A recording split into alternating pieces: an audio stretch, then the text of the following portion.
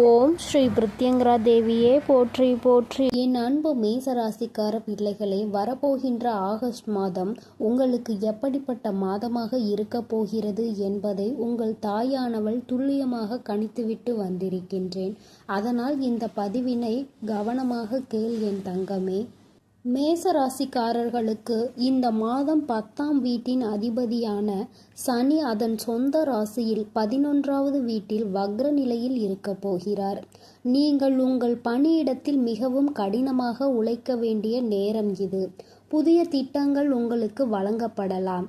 அதை நீங்கள் அதிக அர்ப்பணிப்புடன் முடிப்பீர்கள். உங்களின் கடின உழைப்பு அனைவராலும் பாராட்டப்படக்கூடிய மாதமாகவும் இது இருக்கும்.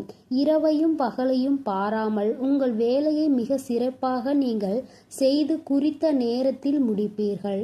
உங்களின் திறமைக்கு ஏற்ப தொழிலை நிலவுவதில் வெற்றி காண்பீர்கள்.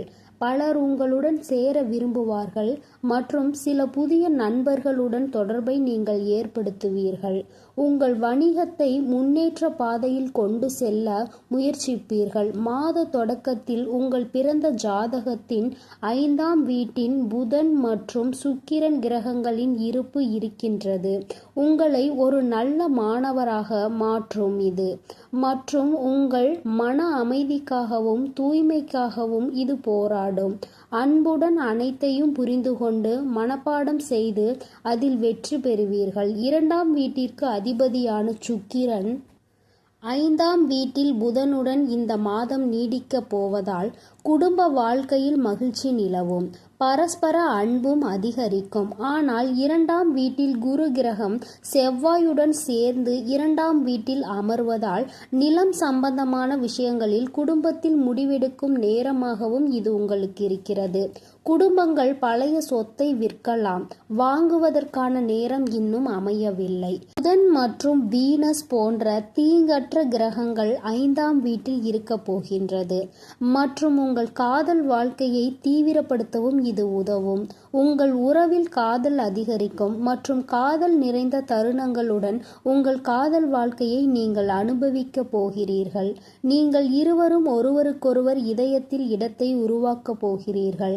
நீங்கள் இருவரும் புதிய பரிசுகளை கொண்டு வருவீர்கள். 7வது வீட்டின் அதிபதியான சுக்கிரன் 5ஆம் வீட்டில் புதனுடன் அமர்ந்து உங்கள் திருமண வாழ்க்கையில் காதலை சேர்க்கிறார். உங்களுக்கும் உங்கள் வாழ்க்கை துணைக்கும் இடையே காதல் உணர்வு இதனால் அதிகரிக்கக்கூடும். உங்கள் வாழ்க்கையில் சிறந்த கணவன் மனைவியாக நீங்கள் முன்னேற போகிறீர்கள். சில பழைய பிரச்சனைகள் இன்னும் தொடர்ந்தால் அவை குறையவே தோன்றும். இது உங்களிடையேயான தூரத்தை குறைக்கும் மற்றும் நீங்கள் மகிழ்ச்சியாக இருக்க போகிறீர்கள். குரு கிரகம் இந்த மாதம் முழுவதும் 6ஆம் வீட்டில் இருப்பதால் நீங்கள் நல்ல விஷயங்களுக்கு செலவிட வேண்டி இருக்கும். நீங்கள் வழிபாடு மற்றும் மத நூல்களை ஓதுவதற்கும் மத ஸ்தலங்களுக்கும் மற்றும் உங்கள் வீட்டின் தேவைகளுக்காகவும் வயதானவர்களின் ஆரோக்கியத்திற்காகவும் செலவு செய்ய நேரிடலாம். உங்கள் ஜாதகத்தில் 5வது வீட்டில் அமர்ந்திருக்கும் போது புதனும் சுக்கிரனும் 11வது வீட்டில் பார்வையை செலுத்துகிறார். அங்கு இந்த மாதம் முழுவதும் வக்ர சனி இருக்கும். இதன் காரணமாக பணம் சம்பாதிப்பதற்கான உங்கள் முயற்சிகள் தொடரும் மற்றும் உங்கள் வருமானம் நல்ல முறையில் உயரக்கூடும். தினசரி சம்பாத்தியமும் அதிகரிக்கும். ஆனால் மேசராசிக்காரர்களே, ராகு கிரகம் உங்கள் ஜாதகத்தின் 12ஆம் வீட்டில் இந்த மாதம் முழுவதும் அமர்ந்து உங்கள் செலவுகளை கட்டுப்படுத்துவார். நீங்கள் பணத்தை செலவழிக்கவில்லை என்றால் உங்கள் நிதிநிலை கெட்டுவிடும். 6ஆம் வீட்டில் கேது 12ஆம் வீட்டில் ராகுவும் இருப்பது உங்கள் மீது கவனக்குறைவை ஏற்படுத்தும். உங்களின் இந்த கவனக்குறைவான மனப்பான்மையே வாழ்க்கையில் உங்கள் உடல்நல குறைபாடுகளுக்கு ஒரு பெரிய காரணமாக இருக்க போகின்றது. எனவே உங்கள் உடல் நலம் தொடர்பான பிரச்சனைகளில் நீங்கள் கவனம் செலுத்த வேண்டும். குறிப்பாக உங்கள் கவனக்குறைவு காரணமாக உங்கள் சொந்த தவறுகளால் நீங்கள் நோய்வாய்ப்பட நேரிடலாம்.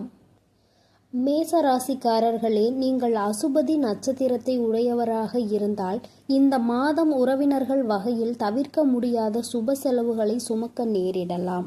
முக்கியமான பயணமும் முக்கிய பிரமுகர்களின் சந்திப்பும் உங்களுக்கு ஏற்படலாம்.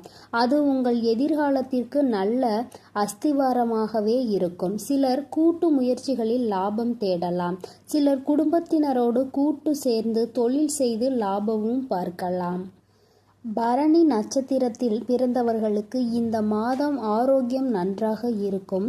தொழில், வேலை, உத்தியோகம் ஆகியவற்றில் நீங்கள் வெற்றி காணலாம். சேமிப்பும் இதன் மூலமாக அடையலாம். உங்கள் உழைப்பும் நம்பிக்கையும் உங்களுக்கு முழுமையான பலனையும் திருப்தியையும் தரக்கூடிய மாதமாக இருக்கிறது. எதிர்பார்ப்பு இடையூறு இன்றி நிச்சயமாக நிறைவேறும். உங்களின் தன்னம்பிக்கையாலும் தைரியத்தாலும் அவற்றை போராடி எதிர்த்து நின்று நீங்கள் நிச்சயமாக அதில் வெற்றியை பெறப்போகிறீர்கள். கார்த்திகை நட்சத்திரத்தில் பிறந்தவர்களுக்கு இந்த மாதம் கடமைகளை காப்பாற்றக்கூடிய மாதமாகவே இருக்கப் போகிறது. பொருளாதாரத்தில் பிரச்சனை இருக்காது என்றாலும் வைத்திய செலவு அல்லது வீண் விரய செலவு அதிகரிக்க கூடியதாகவே இருக்கும். அதனால் சில சமயம் விரக்தி கூட வாழ்க்கையில் ஏற்படலாம்.